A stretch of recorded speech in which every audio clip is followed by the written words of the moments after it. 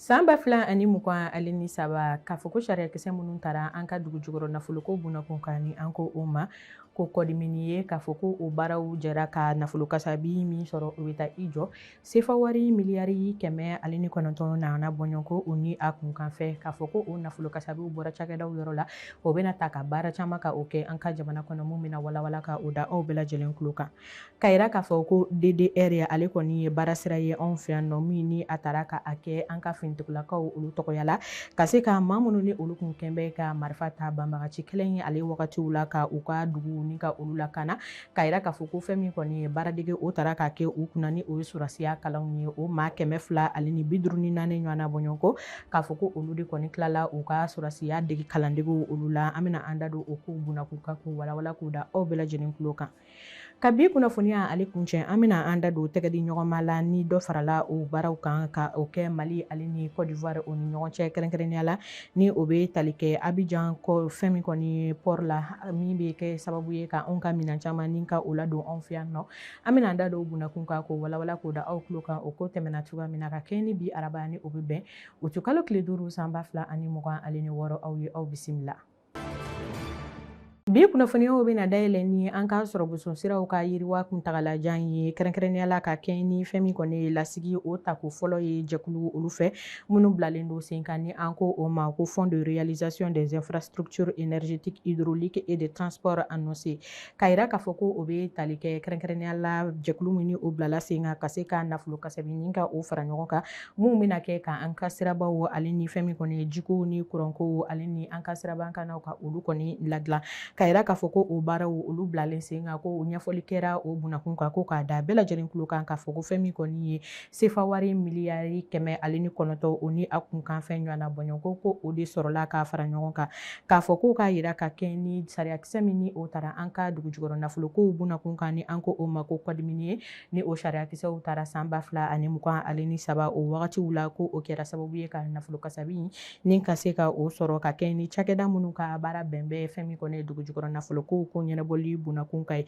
k'a yira k'a fɔ ko fɛn min kɔni ye nin baara in taara ka o kɛ o ɲɛfɔli kɛra an ka minisiri min ka baara bɛnnen don an ka sɔrɔ bosonko ni sɔrɔko ɲɛnabɔli bunakun kan ni o ye Ali Useni Sanu ye ale ɲɛma min na ni a ye a yira k'a fɔ ko nin bɛna kɛ sababu ye ka baara caman ni ka o kɛ an ka jamana kɔnɔna na ka kɛ ni baara minnu ni o talen don ka o kɛ an ka jamana ɲɛmaaw ka kunna sumuni walasa jamana kɔnɔdenw ka se ka lafiya ni ka o sɔrɔ o la ka yira k'a fɔ ko o baaraw la kumaba dɔw bɛ tali kɛ kɛrɛnkɛrɛnnenya la an ka jamana ka pankuruko o nasira o bunakun kan ni an ko o ma ko compagnie aérienne Airline Mali SA k'a fɔ ko o baaraw ko o tɛmɛni ka o bila sen kan fo ka taa se fɛn min kɔni ye an ka terrain siraw yɛrɛ fɛnɛ ka dilanni ko bunakun kan ale ni an ka siraban kanaw fo ka taa se ba yɛrɛ fɛnɛ bɛɛ bolo ma ni o kɛra sababu ye ka baton dɔw ni ka olu sɔrɔ baaraw olu bɛna se ka taa ni ka o kɛ min na k'a fɔ ko baara caman ko o yɛrɛ fɛnɛ bilalen bɛ sen kan walasa kuranko ale ni jiko hali bi o ka se ka sabati anw ka jamana kɔnɔna na o sɔrɔla o kunnafoniya na ka o walawala k'o da aw bɛɛ lajɛlen tulo kan. Ka kɛ ni jamana ka lakana ale sabatili bunakun kan walasa fɛn min kɔni bɛn o ka se ka sabati Mali kɔnɔ malidenw olu ni ɲɔgɔn cɛ fɛɛrɛ kura o taara ka o bila sen kan an ka jamana ɲɛmaaw fɛ fɛɛrɛ mun ni o bɛ tali kɛ min na ni an ko o ma ko DDR ni o nanzarakan ye désarmement démobilisation ale ni réinsertion ni o bɛ tali kɛ marifa kɔni maaw ka olu bin ka bi u bolo ale ni maaw yɛrɛ ka fara ɲɔgɔn kan u yɛrɛ ka se ka dɔ bɔ o la cogoya min na ka kɛ ni kununko tarata ni o kun bɛ bɛn juillet kalo tile 4 san 2026 ko k'a da bɛɛ lajɛlen tulo kan k'a fɔ ko surasiya kalanko o tun bɛ ka kɛ fɛn min kɔni ye maa 254 ɲɔgɔnna bɔɲɔgɔnko olu kunna yɔrɔ min bɛ yen nɔ ni an ko o ma ko sufurulayi yen yɔrɔ kofɔlen na ka yira k'a fɔ ko o kalandegew kɔni banni ɲɛnajɛ ɲɛnamayali ko o taara ka o kɛ ni an ko o ma ko sortie de promotion maa 254 olu ni ɲɔgɔn cɛ mun na ni an bɛ wagati min na ko bi ni olu ye jɔyɔrɔ ni ka o sɔrɔ ka don an ka finitigilakaw olu yɛrɛ kɔni ka jɛkulu o kɔnɔna na ni fɛn min kɔni ye an b'a fɔ u ma ko soldat de seconde classe k'a yira k'a fɔ kɛrɛnkɛrɛnnenya la ko o baaraw olu taara ka o kɛ dugu minnu olu ni ɲɔgɔn cɛ ko maaw taara yen yɔrɔ la o de bɛ tali kɛ Segu Mopti fo ka taa se Bajangara fanfɛla o ma k'a yira k'a fɔ ko fɛn min kɔni ye maa 87 olu kɔni kun ye kɛlɛkɛlakɔrɔw ye ni an ko o ma ko Dana Amasagu ni o ye dɔgɔnɔ dugumaw kɔni ye k'a yira k'a fɔ ko donso 30 ɲɔgɔnna bɔɲɔgɔnko ko olu kun bɛ a la fo ka taa se se maa 170 ko olu tara ka u bɔ fulaw ka fara ɲɔgɔn kan jɛkulu o kɔni kɔnɔna na ka se ka nin baaradegi ni ka o kɛ olu kunna ka kɛ ni u ka bɔli o ɲɛnɛmayali bunakun ka ye ka yira k'a fɔ ko Musa Tarawele ale kɔni ye i yɛrɛ sɔrɔ jɛkulu in kɔni tɔgɔyala ka kɛ major ye o tɛmɛnen kɔ ka bɔ yen nɔ ka kɛ ni degi kalanso ale ɲɛma o ka lase ye ni o ye lieutenant colonel Yakuba Keita ye min na ni ale ye ɲɛfɔli kɛ a ka degedenw ye min na ni a ye a fɔ u ɲɛna ko fɛn min kɔni ye marako nasiraw olu fɛ baara kɔnɔna na fo ka taa se cɛsiri ye ale ni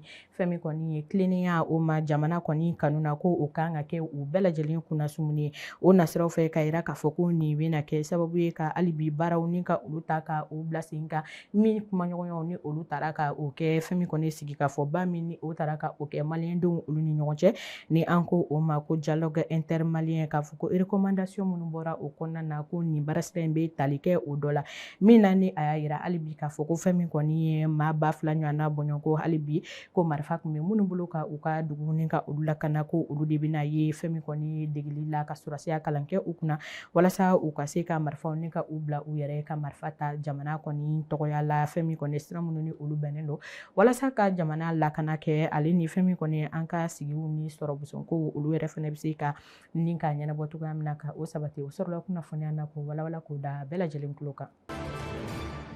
ka kɛ ni jamana ka cakɛdaw ale ni marako bunakun kan an ka minisiri min ka baara bɛnnen don Mali ale ni jamana wɛrɛw cɛ ɲɛnabɔli bunakun kan ni o ye Abdulaye Diop ye ale kɔni ye jɛkulu ni ka o bisimila ni sifinnakaw don ka kɛ ni kununko tarata ni o tun bɛ bɛn uti kalo tile 4 san 2026 ale ni 6 ni o bɛ tali kɛ sifinnaka maa 40 ɲɔgɔnna o bɔɲɔgɔnko la minnu bɛ baaradegew olu kɔni nasiraw olu fɛ ministère kɔnɔna na kɛrɛnkɛrɛnnenya la ni ɲɛfɔli kɛra u ye ni olu caman bɔra an ka kalansoba olu la ni o bɛ tali kɛ universitéw la Mali kɔnɔna na fo ka taa se Mali kɔkana ma ka yira k'a fɔ ko fɛn min kɔni ye ɲɛfɔli taara k'a kɛ u ye baara taasiraw olu jɛlenw kan k'a fɔ ko fɛn min kɔni ye lajiri o tɛ dɔwɛrɛ fosi ye k'a fɔ ko fɛn min kɔni ye fɛɛrɛ siraw olu ka ta ni ka o bila sen kan jamana ɲɛmaaw olu kɔni fɛ walasa fɛn min kɔni ye nin sifinnaka ninnu bɛ se ka kɛ don ni a nataw la jamana kɔni ka baaraw olu kɛbaga ɲumanw ye diplomasi ko ale bunakun kan u ka kɛ maaw ye minnu lajulen don ni baara ni a dɔnniya ale ni jamana kanu ni o bɛ u la ni u ka kɛlɛ o bɛ bɛn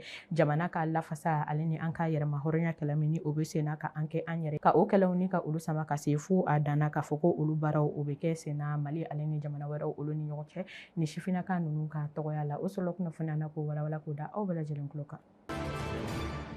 hali bi an bɛ to tajiko ale bunakun kan walasa taji o ka se ka sɔrɔ jamana kɔnɔdenw olu ni ɲɔgɔn cɛ kɛrɛnkɛrɛnnenya la an ka cakɛda min ka baara bɛnnen don tajiko sabatili ni jagoko ɲɛnabɔli bunakun kan anw ka jamana kɔnɔ ni an ko o ma ko DGCC olu kɔni ye ɲɛfɔli kɛ ka yira k'a fɔ ko kununko tarata ko fɛn min kɔni ye taji kamiyon ko o caman ko o kɔni sɔrɔla ni ka o don Kucala dugu kɔnɔna na ka yira k'a fɔ ko fɛn min kɔni ye DGCC yɛrɛ jɛkulu maaw olu ka baara bɛnbɛn kɛrɛnkɛrɛnnenya la ka fɛn min kɔni ye taji mobili minnu ni olu nana ka u dɛbɛ ka se ni u ye u se yɔrɔw la a ka se ka tila ka se u ta yɔrɔw yɛrɛ fɛnɛ na cogoya min na jamana kɔnɔdenw ka se ka tajiw ni ka o sɔrɔ ka taa u ka magoɲaciw kɛ ni a ye jɛlenya ale ni tilennenya o kɔnɔna na o sɔrɔla kunnafoniya na ko walawala k'o da aw bɛɛ lajɛlen tulo kan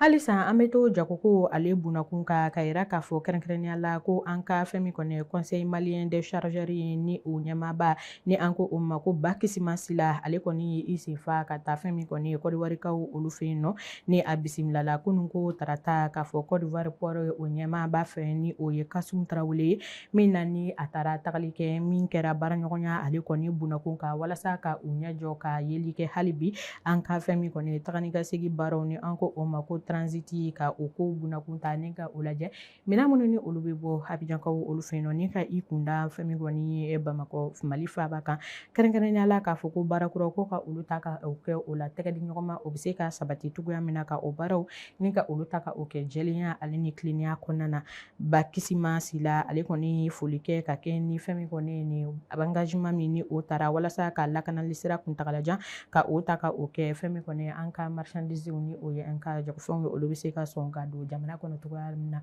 jɛlenya ni tilennenya kɔnɔna na o sɔrɔla kunnafoniya na ko walawala k'o da aw bɛɛ lajɛlen tulo kan Ka kɛ ni fara ɲɔgɔn kan ale bunakun kan kɛrɛnkɛrɛnnenya la an ka jamana ɲɛmarabaw ye hakilina ni ka o ta ka o bɔ ni ɲɛfɔli kɛra fara ɲɔgɔn kan na min bɛ kɛ seko ale ni dɔn ko bunakun ka farikolo ɲɛnajɛ nasira fɛ ni an ko o ma ko biennale sportif Bamako san 2026 ale ni wɔɔrɔ min baaraw ni olu bɛna ta ka o kɛ butikalo tile 7 ka taa bila a tile 10 ale ni wɔɔrɔ nataw olu la ani a yirala k'a fɔ ko a bɛna kɛ kumako min ye o de ye fara ɲɔgɔn kan ye jamana kɔnɔdenw olu ni ɲɔgɔn cɛ ni an ko o ma ko l'unité nationale ka yira k'a fɔ ko nin bɛna kɛ fɛn min kɔni événement belebele ye min bɛna kɛ ka jamana kɔni sifinnakaw ni ka olu fara ɲɔgɔn kan ka bɔ an ka dugu caman na n'u bɛna ɲɔgɔn sɔrɔ an ka dolancɛ kɛnɛ min bɛ yen nɔ ni an ko a ma ko Wɛnzɛn Kulibali fo ka taa se Mamadu Konate o ma ka kɛ ni fɛn min kɔni ye farikolo ɲɛnajɛ sira 5 ɲɔgɔnna o bɔɲɔgɔnko ye ni fɛn min kɔni ye boli o bɛ o nasiraw olu fɛ ni an ko o ma ko athlétisme fo ka taa se tɛgɛla dolanci ni an ko o ma ko basketball ale ni senna dolanci ni o ye football ye fo ka taa se jeu d'échecs olu ma ale ni kɛlɛ min ni o bɛ kɛ ni an ko o ma ko lutte traditionnelle walasa ka se ka an ka hali bi dɔnniyaw ni ka olu ta ni ka olu ba la o sɔrɔla kunnafoniya na ko walawala ko da aw bɛɛ lajɛlen tulo kan.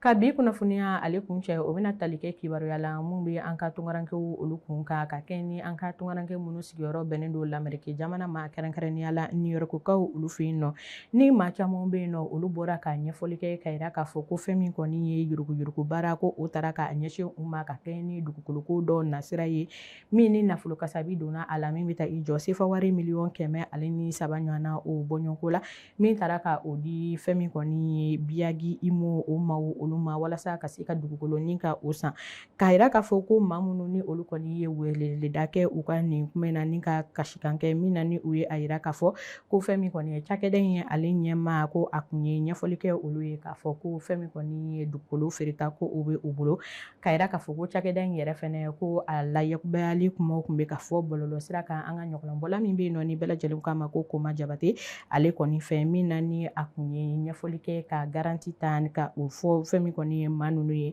k'a fɔ kɛrɛnkɛrɛnnenya la ko cakɛda in ɲɛmaa ni o ye Sajo Tarawele ye ko maa jɛlen don maa min don maa kan ka danaya ni ka o ta ka o da a kan ka kɛ ni fɛn min kɔni ye minnu ye kasira kɛ olu ka kumakanw ye min na ni u ye a yira k'a fɔ ko fɛn min kɔni ye nafolo kasabi olu saralen kɔ fɛn min kɔni cakɛda ɲɛmaa ye ko a kun tɛ ka lasɔrɔ tuguni o kɛra sababu ye ni wulikajɔw caman ni olu taara ka o kɛ an ka ɲɔgɔnlɔn ale kɔni kɔ kan ni maa caman ni olu u ka damakasi sɛbɛnw